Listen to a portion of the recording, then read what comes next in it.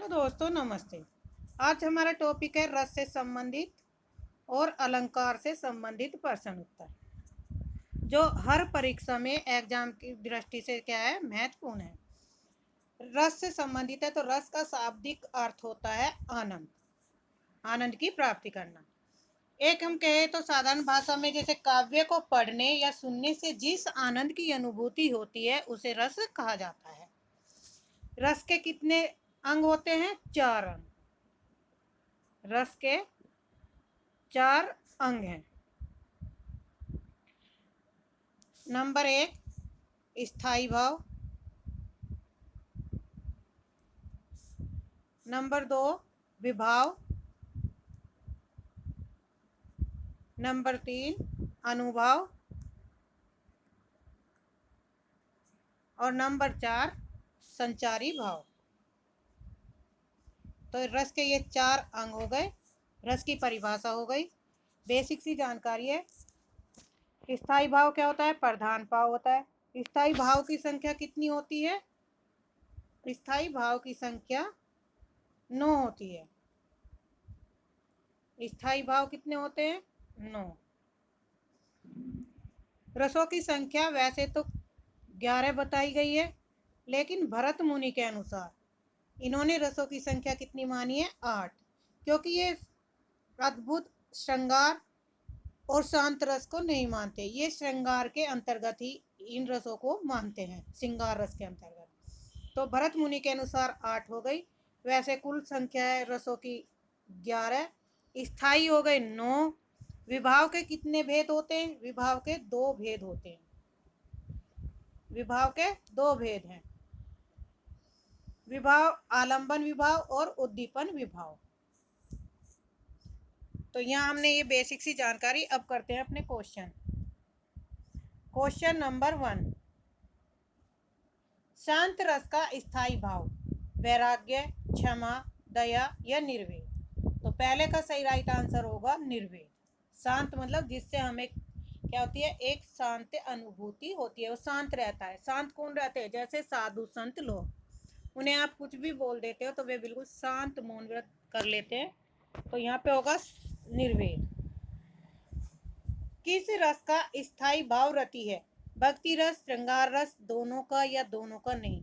तो इसमें right answer होगा ऑप्शन बी, श्रृंगार रस का रति भाव है। नेक्स्ट, हिंदी काव्य में काव्य रसों की कुल संख्या कितनी मानी गई है? काव्य रसों की कुल संख्या बताई गई है 11, 10, 9 या 8। तो वैसे तो कुल संख्या कितनी मानी गई है? 11, लेकिन भरत मुनि के अनुसार मानेंगे तो 8। तो काव्य रसों की संख्या कितनी है? 9। हिंदी में काव्य रसों की कुल संख्या कितनी मानी गई है? 9। यशोदा हरि पालने झुलावे, हल रावे दुलराए मलहावे, जोई जोई कछु गावे, इस अवतरण में कौन सा रस है? तो इसमें ऑप्शन दिए गए हैं।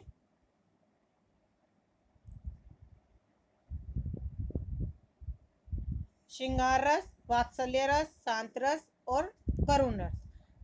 राइट आंसर होगा बी, वात्सल्य रस। वात्सल्य रस के अंतर्गत आता है प्रेम। किसका? जैसे माता पिता का अपनी संतान के प्रति प्रेम होता है। माता पिता का प्रेम, भाई बहन का प्रेम। तो ये जो प्रेम होता है बच्चों का, जैसे यशोदा पालना हरि झुलावे, तो माता यशोदा का प्रेम किसके प्रति है? कान्हा के प्रति। तो राइट आंसर होगा वात्सल्य रस।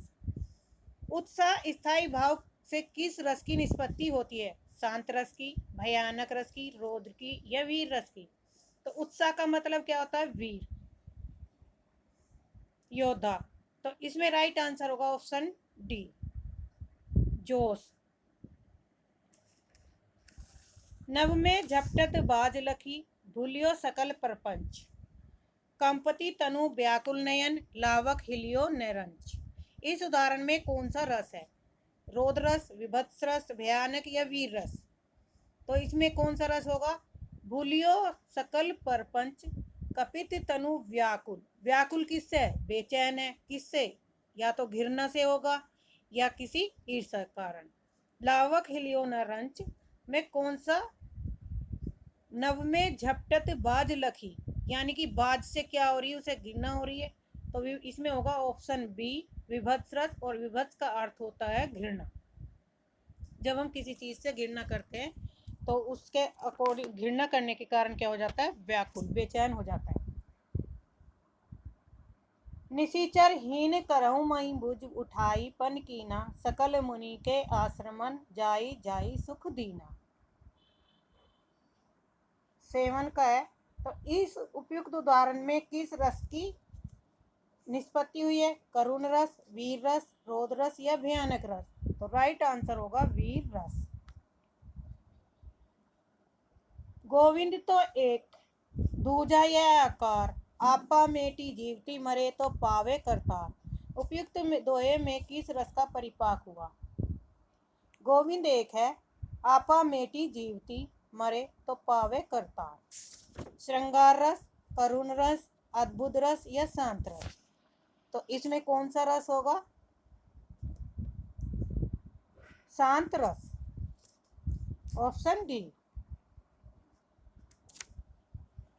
क्रोध रस का स्थायी भाव, क्रोध, विस्मय, शोक या भय? तो क्रोध से कौन सा रस होगा? ऑप्शन ए क्रोध रस। क्रोध का स्थायी भाव क्रोध। शोक किस रस का स्थायी भाव है? शांत रस, करुण रस, हास्य या वीर रस?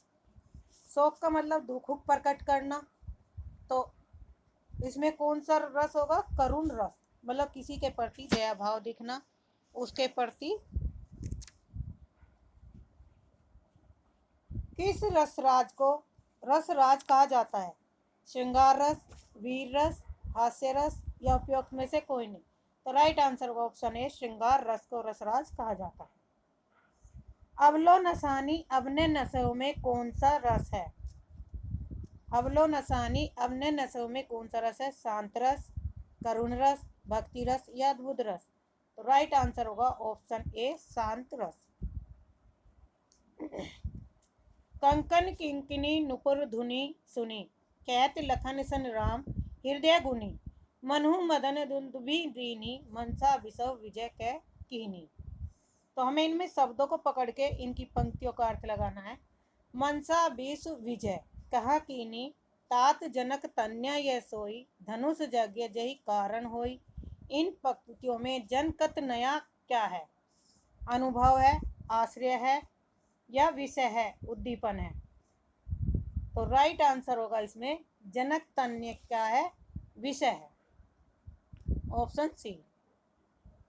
स्थायी भावों की संख्या कुल कितनी बताई गई है?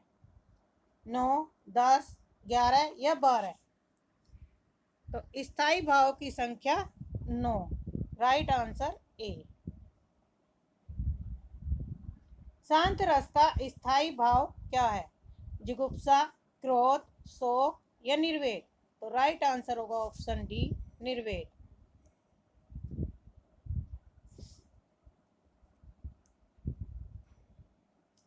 श्रृंगार रस का स्थायी भाव, उत्साह रस, शोक रस, हास रस या रति रस?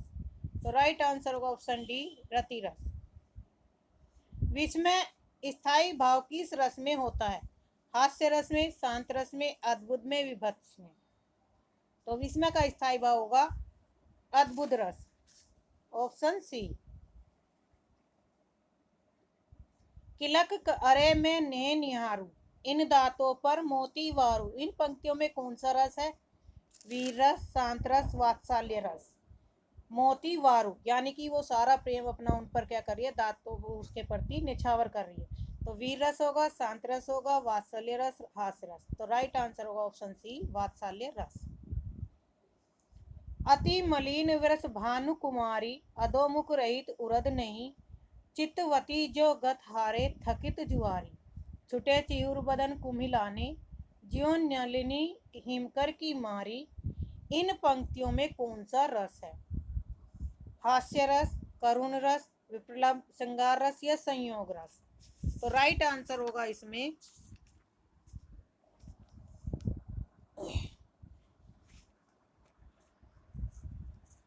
ऑप्शन सी विप्लव श्रृंगार रस।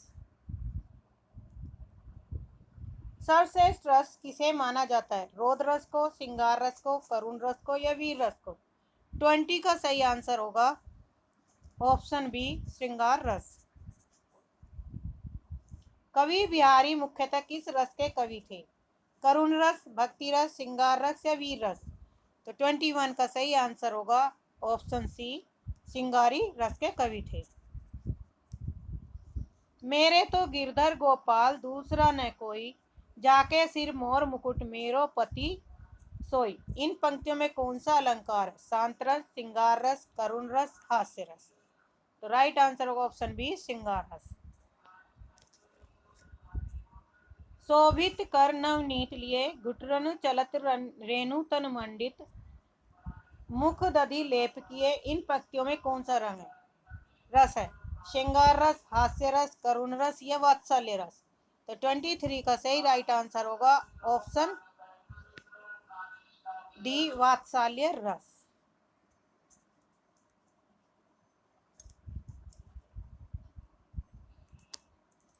रसोत्पत्ति में आश्रय की चेष्टा क्या कही जाती है? विभाव, आलंबन, अनुभव या उद्दीपन? तो 24 का सही राइट आंसर होगा ऑप्शन सी, अनुभव। टे, ठे, ढे, ने वर्णों का प्रयोग का संबंध काव्य किस गुण से है? माधुर्य से है, ओज से है, प्रसाद से या इनमें से कोई नहीं? तो राइट आंसर होगा ऑप्शन बी, ओज से। माधुर्य गुण का रस किस रस में प्रयोग होता है? शांत रस, श्रृंगार रस, भयानक रस या रौद्र रस? 26 का सही राइट आंसर होगा ऑप्शन बी, श्रृंगार रस में।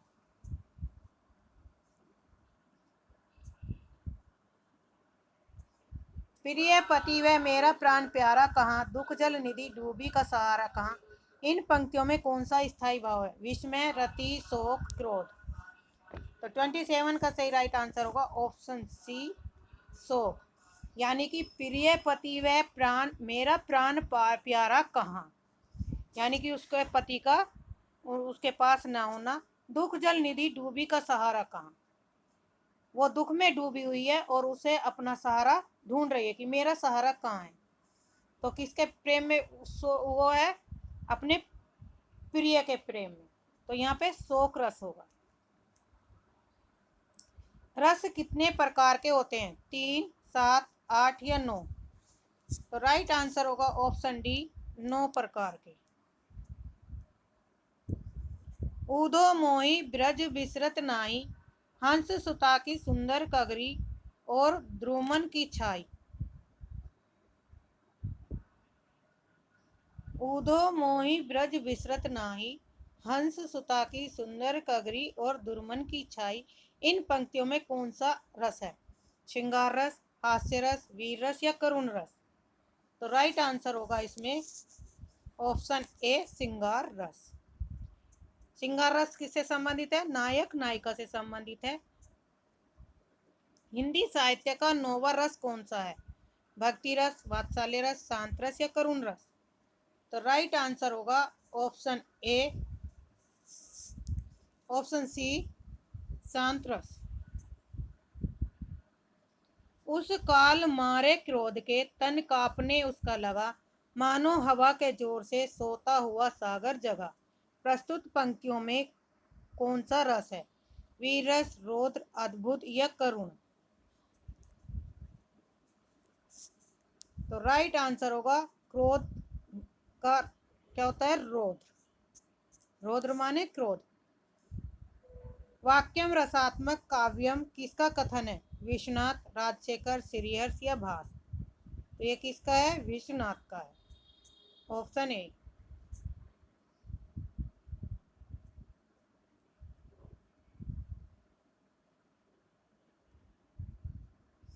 Question number 33। मन की उत्तप्त वेदना मन ही मन में बहती थी, चुप रहकर अंतर मन में कुछ मौन व्यथा कहती थी। दुर्गम पथ पर चलने का वो सबल छूट गया था, अविचल अविकल वह प्राणी भीतर से टूट गया था। उपयुक्त काव्य पंक्तियों में कौन सा रस अभिव्यंजित है? शांत रस, वियोग श्रृंगार, करुण या वात्सल्य? तो 33 का सही राइट आंसर हो गया करुण रस। वीर रस का स्थायी भाव क्या होता है? रति, उत्साह, हास्य या क्रोध? तो राइट आंसर होगा ऑप्शन बी, उत्साह। किस रस को रसराज कहा जाता है? श्रृंगार रस, हास्य रस, वीर रस या शांत रस? राइट आंसर होगा ऑप्शन ए, श्रृंगार रस को। संचारी भावों की संख्या कितनी है? 9, 33, 16 या 99? तो राइट आंसर होगा ऑप्शन बी, 33। भरत मुनि के रस सूत्र में निम्नलिखित में से किसका उल्लेख नहीं है? स्थायी भाव का, शांत का, अनुभाव का, व्याभिचारी का? तो सही राइट आंसर होगा ऑप्शन ए, स्थायी भाव का। भरत मुनि के अनुसार रसों की संख्या कितनी है? 8, 9, 11 या 10? तो राइट आंसर होगा ऑप्शन ए, 8। किस रस का स्थायी भाव निर्वेद है? भक्ति रस, शांत रस, वात्सल्य या श्रृंगार? राइट आंसर होगा ऑप्शन बी, शांत रस। भरत के रस सूत्र में निम्नलिखित में से किसका उल्लेख नहीं है? विभाव का, अनुभाव का, स्थायी भाव या संचारी भाव? तो राइट आंसर होगा ऑप्शन सी, स्थायी भाव का उल्लेख नहीं है। विभत्स रस का स्थायी भाव? भय, निर्वेद, जिगुप्सा, घृणा? तो 41 का राइट आंसर होगा जिगुप्सा।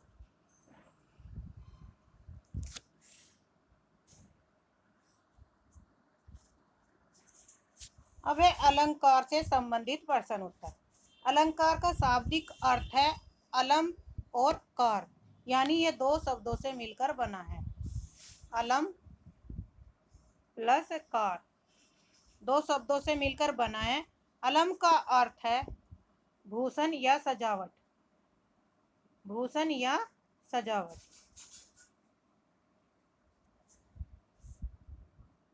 अर्थात जो अलंकृत को भूषित करे वह अलंकार है।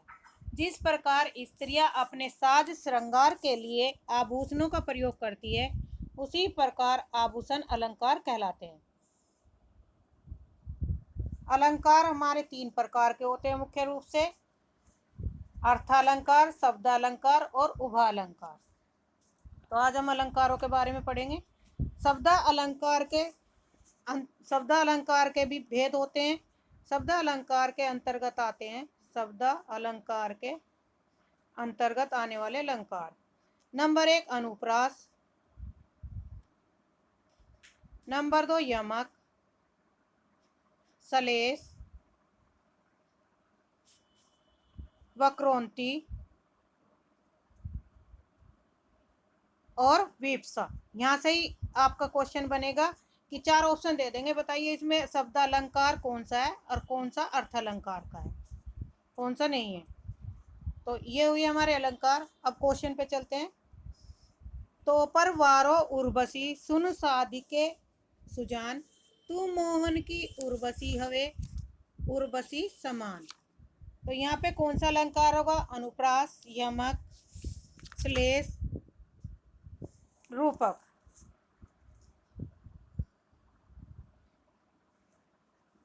तो इसमें राइट आंसर होगा यमक। यमक अलंकार वहां पर होता है जहां पर एक शब्द की 2 बार आवर्ती हो, जैसे उर्वशी है और उर्वशी, इन दोनों का अर्थ क्या होगा? अलग अलग होगा। तो वहां पर क्या होगा? यमक अलंकार होगा। शब्द एक जैसे होंगे, अर्थ अलग अलग होगा, तो वहां पर हम यमक अलंकार है। इतना याद रख लीजिए, उससे ही पेपर में आपका क्या हो जाएगा? पहचान हो जाएगी। पीपर पात सरिसमन डोला पंक्ति में उपमा अलंकार क्या है? उत्प्रेक्षा, उपमा, रूपक या अतिशोक्ति? उपमा अलंकार का अर्थ है, इस पंक्ति में है उपमा अलंकार। उपमा का अर्थ है 2 वस्तुओं की तुलना करना। उपमा के पहचान है सा, सम, सरिस। जिस भी पंक्ति में आपको सा, सम, सरिस, ये तीन वर्ड मिल जाएं, जैसे सरिस, सा, सम, सरिस, सी, ये चार वर्ड जिस पंक्ति में मिल जाए तो समझो वहां पर क्या है, उपमा अलंकार है। बस ये ट्रिक है अलंकार पहचानने की। अगर हमने तीन चार अलंकारों की पहचान कर ली तो कुछ अलंकार तो हम फिर वैसे ही क्वेश्चन कर ले जाएंगे। तो उपमा अलंकार में क्या पहचान है, सा, सम, सरिस और सी, जिस भी पंक्ति में ये शब्द आ जाए तो वहां पर उपमा अलंकार होगा। नेक्स्ट है, मुदित महीपति मंदिर आए, सेवक सचिव सुमंत बुलाए। पंक्ति में कौन सा अलंकार है, उपमा, रूपक, अनुप्रास या यमक। तो राइट आंसर होगा ऑप्शन सी, अनुप्रास। अनुप्रास अलंकार वहां उसे कहते हैं जब एक ही वर्ण की बार बार आवृत्ति हो, एक ही वर्ण की बार बार आवृत्ति हो तो वहां पर अनुप्रास अलंकार होता है। जैसे इसमें मैं वर्ण है तो इसकी क्या हो रही, बार बार आवृत्ति हो रही, मुदित महीपति मंदिर आए, सेवक सचिव सुमंत बुलाए। तो इसमें कौन सा अलंकार होगा, अनुप्रास अलंकार। तो दो तीन अलंकारों की पहचान हो गई। यमक अलंकार में दो शब्द एक जैसे आते हैं, अर्थ अलग अलग निकलेगा। अनुप्रास में एक ही वर्ण की बार बार आवृत्ति होगी। श्लेष अलंकार में एक शब्द होगा उसके अनेक अर्थ हो गए, वहां पर उसे क्या होता है, अनेक अर्थ निकलते हैं। श्लेष का अर्थ होता है चिपकना, चिपका हुआ, यानी कि एक शब्द आएगा अर्थ उसके अनेक होंगे।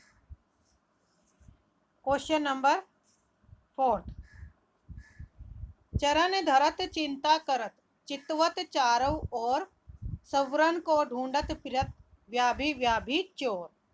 उपयुक्त में कौन सा अलंकार है, श्लेष, यमक, उपमा या रूपक। अब देखिए इसमें यूपक तो है नहीं, ये कट गया। चितवत, व्याभिचारी और ये 4th क्वेश्चन है। तो इसमें न यमक है क्योंकि दो शब्द एक जैसे नहीं आए, न रूपक है क्योंकि योजक नहीं है, तो हमारा आंसर होगा श्लेष।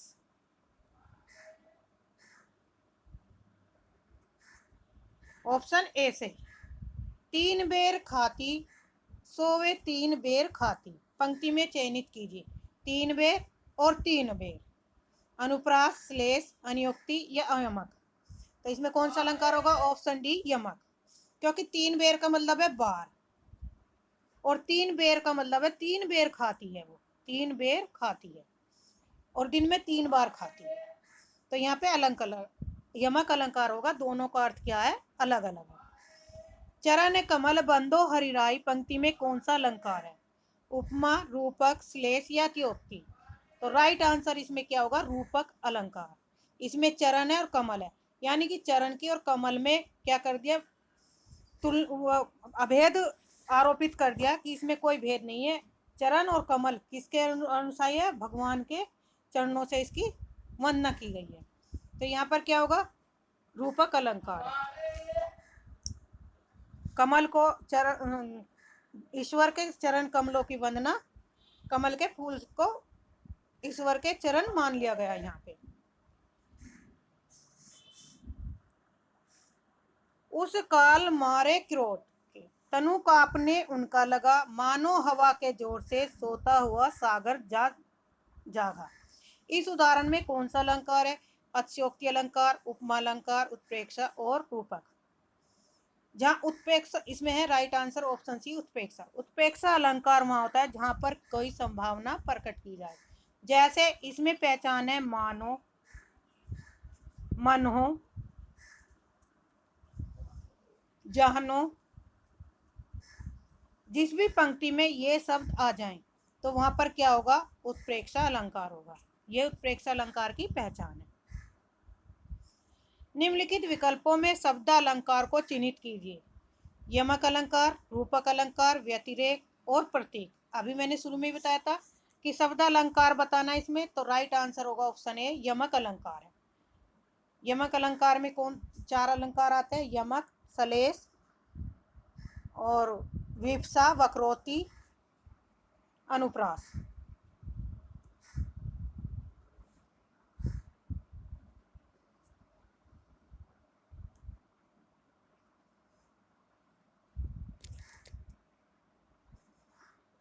नीचे लिखे विकल्पों में से कौन सा विकल्प रूपक अलंकार से संबंधित है, इसका मुख चंद्रमा के समान है, चंद्रमा इसके मुख के समान है, इसका मुख ही चंद्रमा है। सी। और यह मुख है या अथवा चंद्रमा। अब यहाँ पे कौन सा अलंकार होगा? रूपक अलंकार है, यानी कि मुख को क्या मान लिया? मुख ही चंद्रमा मान लिया, यानी कि उसका मुख जो है चंद्रमा ही मान लिया कि उसका मुख चंद्रमा है। तो राइट आंसर होगा ऑप्शन सी। रूपक अलंकार में यही दिखाया गया है कि चंद्रमा में और मुख में कोई भेद नहीं है। तरनी तरुजा तट तमाल तरवर बहुछाय में कौन सा अलंकार है? अनुप्रास, यमक, उत्प्रेक्षा या उपमा। तो राइट आंसर होगा ऑप्शन ए अनुप्रास। तय वर्ण की इसमें बार बार आवृत्ति हो रही है। नवल सुंदर श्याम शरीर की सजल नीरद सी कल क्रांति थी में कौन सा अलंकार है? उपमा, रूपक, श्लेष या उत्प्रेक्षा।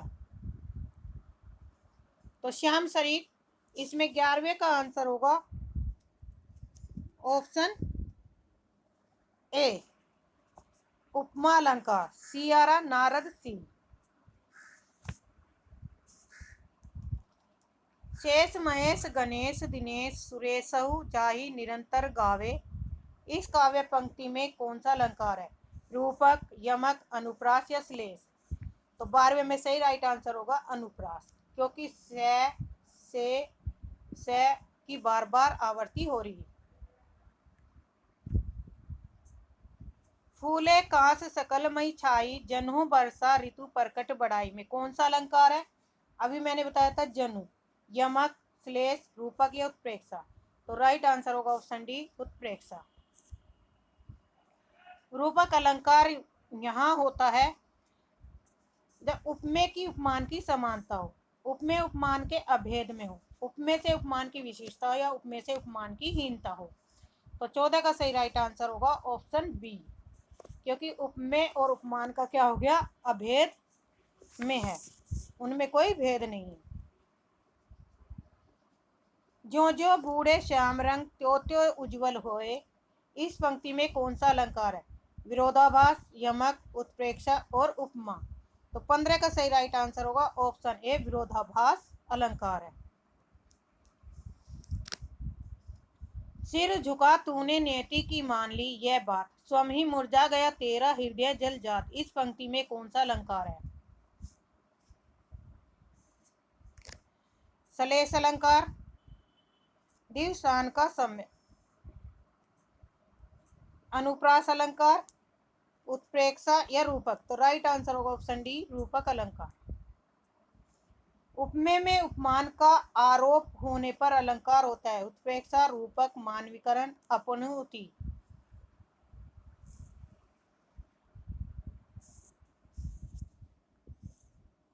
तो राइट आंसर होगा ऑप्शन डी अपनुति अलंकार। उपमेय में कल्पित उपमान की संभावना को क्या कहते हैं? उपमा अलंकार, रूपक, उत्प्रेक्षा या दृष्टांत।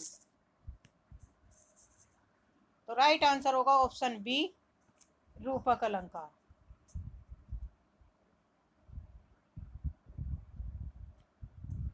सॉरी, उत्प्रेक्षा अलंकार, संभावना प्रकट हो रही है ना उपमा, हाँ, तो उत्प्रेक्षा अलंकार उपमेय और उपमान का अभेद कहलाता है। उपमा, रूपक, उत्प्रेक्षा या भ्रांतिमान। तो राइट आंसर होगा रूपक। रूपक में क्या होता है? कोई भेद नहीं होता। तरनी तरुजा तटतमाल तवर छाय बहु अलंकार में कौन सा अनुप्रास, यमक, उत्प्रेक्षा या उपमा। तो 20 का सही राइट आंसर होगा ऑप्शन ए अनुप्रास। चरर मरर खुल गए अरर रव स्फुटों में से कौन सा अलंकार है? अनुप्रास, श्लेष, यमक या उत्प्रेक्षा। तो राइट आंसर होगा ऑप्शन ए अनुप्रास। बड़े न हुजे गुणन बिनु वरद बढ़ाई पाए कहत दतूरे सो कनक घैनो गढ़ो न जाए प्रस्तुत पंक्तियों में कौन सा अलंकार है? अतिशयोक्ति, प्रतिवस्तु, उपमा, अर्थार्थर या विरोधाभास। तो 22 का सही राइट आंसर होगा ऑप्शन सी अर्थार्थर अलंकार। चरण कमल बंदो हरिराय में कौन सा उपन्यास है? तो राइट आंसर होगा रूपक। कनक कनकते सोगुनी मादकता अधिकाय व खाए बोराय नर पाए या बोराय प्रस्तुत पंक्तियों में कौन सा अलंकार है? राइट आंसर ऑप्शन ए उपमा, यमक, अनुप्रास या सलेस। तो राइट आंसर इसमें क्या होगा? यमक अलंकार। कनक कनक दो बार आया, एक कनक का अर्थ धतूरा है और एक कनक का अर्थ सोना। नवल सुंदर श्याम शरीर में कौन सा अलंकार है? उल्लेख, उपमा, रूपक या अतिशयोक्ति। 25 का सही आंसर होगा ऑप्शन ए उल्लेख अलंकार।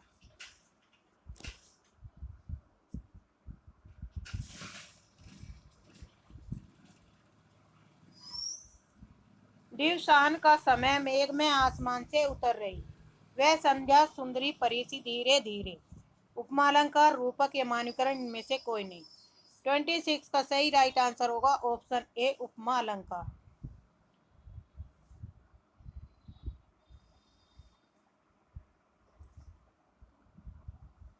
तीन बेर खाती व तीन बेर खाती में कौन सा अलंकार है?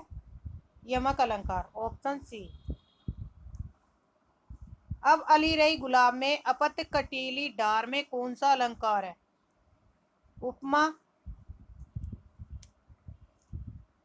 उत्प्रेक्षा, अनियोक्ति या अतिशयोक्ति। तो राइट आंसर होगा ऑप्शन सी अनियोक्ति।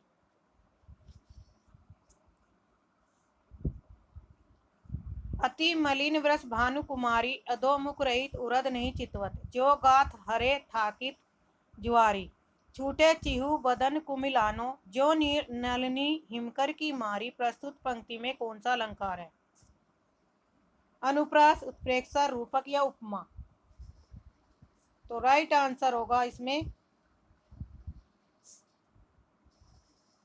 ऑप्शन डी उपमा अलंकार।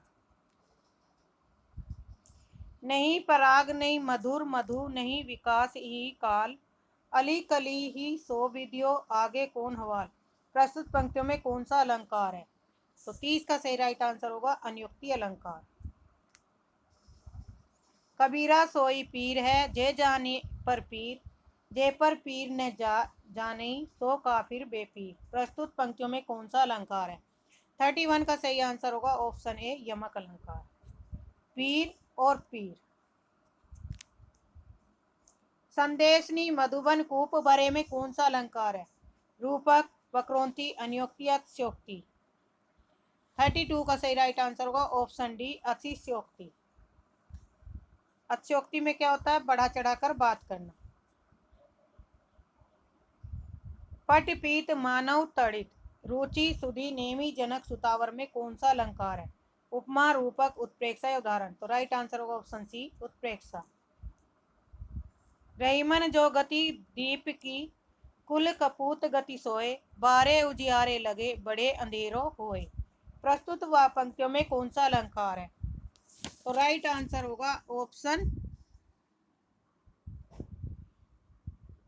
डी सलेस अलंकार। ध्वनि मई करके गिरी कंदरा कलित कानन केली निकुंज को। प्रस्तुत पंक्तियों में कौन सा अलंकार है? छह का अनुप्रास, वृत्यानुप्रास, लाटानुप्रास या यमक अलंकार। 35 का सही राइट आंसर होगा ऑप्शन बी वृत्यानुप्रास। कुंद इंदु समदे उमा रमन करुणा अयन में कौन सा अलंकार है? श्लेष, उपमा, अनुप्रास या रूपक। 36 का सही राइट आंसर होगा ऑप्शन सी अनुप्रास। जहां बिना कारण के कार्य होना पाया जाए वहां कौन सा अलंकार होता है? विरोधाभास, विशेषोक्ति, विभावना या भ्रांतिमान। तो 37 का सही राइट आंसर होगा विभावना। पूत कपूत तो क्यों धन संचय, पूत सपूत तो क्यों धन संचय। प्रस्तुत पंक्ति वाक्यों में कौन सा अलंकार है? छेका अनुप्रास, लाटानुप्रास, वृत्यानुप्रास, अंत्यानुप्रास। 38 का राइट आंसर होगा लाटानुप्रास। जहां उपमेय में उपमान की समानता की संभावना व्यक्त की जाती है वहां अलंकार होता है उत्प्रेक्षा। ऑप्शन ए।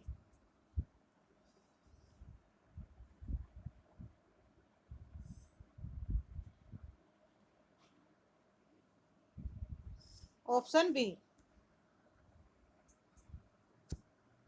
उपमेय पर उपमान का अभेद आरोप होना पर होता है उपमा अलंकार, रूप का अलंकार, श्लेष या उत्प्रेक्षा। तो राइट आंसर होगा ऑप्शन बी रूप का अलंकार।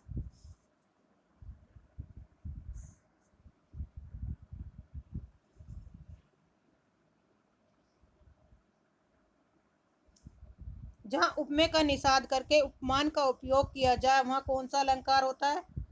41 ऑप्शन ए रूपक अलंकार। निम्नलिखित में से कौन सा सादृश्य मूलक अलंकार नहीं है? उपमा, रूपक, विशेषोक्ति या उत्प्रेक्षा। 42 का सही राइट आंसर होगा ऑप्शन सी विशेषोक्ति। किस पंक्ति में अपनुति अलंकार है? ऑप्शन ए इसका मुख चंद्रमा के समान है, चंद्र इसके मुख के समान है, इसका मुख ही चंद्रमा है, यह चंद्र नहीं मुख है। अपनुति का मतलब होता है निषेधात्मक, उल्टा होना, मनाई का। तो राइट आंसर होगा ऑप्शन डी। रावण सिर सरोज बनवारी, चलित रघुवीर सिली मुखधारी। सिली मुख में अलंकार है श्लेष, लटानुप्रास, वृत्यानुप्रास, उपमा अलंकार। तो 44 का सही राइट आंसर होगा ऑप्शन ए श्लेष अलंकार। 45 उषा सुनहले तीर बरसती, जय लक्ष्मी सी उदित हुई में अलंकार है मानविकरण, दृष्टांत, संदेह या विरोधाभास। 45 का सही राइट आंसर होगा ऑप्शन ए मानविकरण है। बिनु पद चले सुने बिनु काना, कर बिनु कर्म करे विधि नाना। इस चौपाई में अलंकार होगा ऑप्शन ए विषम, विभावना, असंगति या तद्गुण। 46 का राइट आंसर होगा ऑप्शन बी विभावना। कुल कानन कुंडल मोर पंखा, उर्पे बनमाल धिराय। प्रस्तुत पंक्तियों में कौन सा अलंकार है? बनमाल विराजती। कुल कानन कुंडल मोर पंखा, उर्पे बनमाल विराजती है। प्रस्तुत पंक्तियों में कौन सा अलंकार है? अनुप्रास, यमक, श्लेष या वक्रोंती। तो राइट आंसर होगा ऑप्शन ए अनुप्रास। पूत सपूत तो का धन संचय, पूत कपूत तो का धन संचय। प्रस्तुत अलंकार में है लाटा अनुप्रास अलंकार। काली घटा का घमंड घटा, नभ मंडल तारक वृंद खिले। प्रस्तुत पंक्ति में कौन सा अलंकार है? लाटानुप्रास, यमक, श्लेष या वक्रोंती। राइट आंसर होगा यमक। घटा और घटा, एक घटा का मतलब कम और एक घटा का मतलब बादल से। जो रहीम गति दीप की, कुल कपूत गति सोए। प्रस्तुत पंक्तियों में कौन सा अलंकार है? लाटानुप्रास, यमक अलंकार, श्लेष या वक्रोंती। तो राइट आंसर होगा ऑप्शन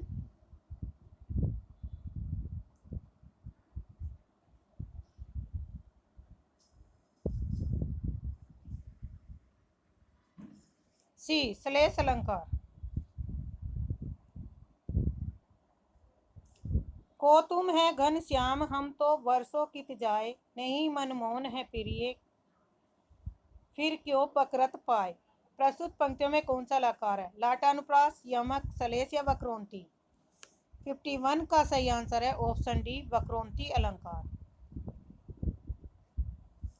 बालों को खोलकर मत चला करो, दिन में रास्ता भूल जाएगा सूरज। प्रस्तुत पंक्तियों में कौन सा अलंकार है? लाटानुप्रास, यमक, अतिशयोक्ति या वक्रोंती। तो इसमें कितनी बढ़ा चढ़ाकर बात हो रही है, तो इसमें होगा ऑप्शन सी अतिशयोक्ति अलंकार। पीपर पात सरिस मन डोला। प्रस्तुत पंक्तियों में कौन सा अलंकार है? तो सरस आया, सरिस आया में लाटानुप्रास, उपमा, श्लेष या वक्रोंती। राइट आंसर होगा उपमा। मुख बाल रवि समलाल होकर ज्वाला सी बोधित हुआ। प्रस्तुत पंक्तियों में कौन सा अलंकार है? लाटानुप्रास, उपमा, श्लेष या वक्रोंती। राइट आंसर होगा उपमा। सिर झुका तूने नियति की मान ली ये बात, स्वयं ही मुरझा गया तेरा हृदय जलजात। पंक्तियों में कौन सा अलंकार है? ऑप्शन ए लाटानुप्रास, रूपक, श्लेष या वक्रोंती। तो राइट आंसर होगा ऑप्शन बी रूपक अलंकार।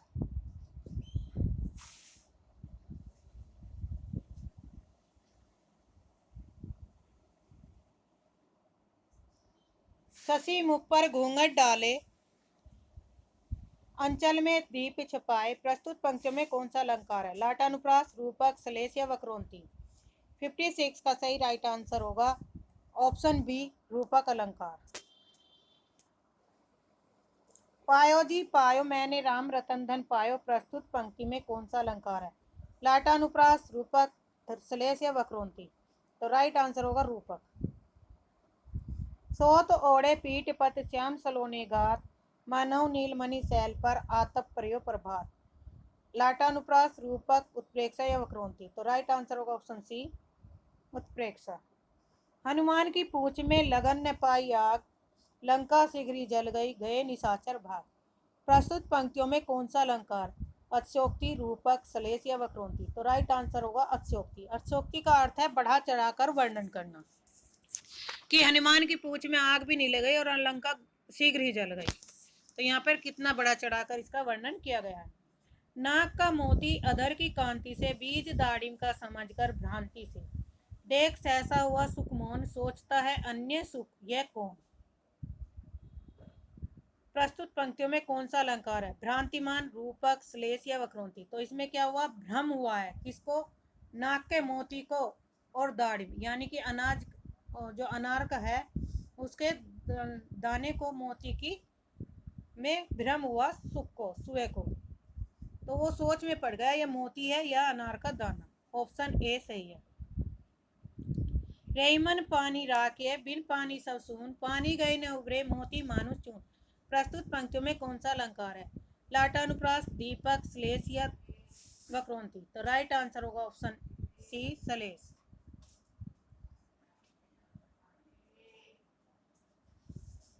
रेमन पानी राखे बिन पानी सब चून पानी गए न उभरे मोती मानुष चून। इसमें श्लेष अलंकार होना है लेकिन इसमें दीपक दे रखा है, तो एक बार इसे कंफर्म कर लेंगे, डाउट है।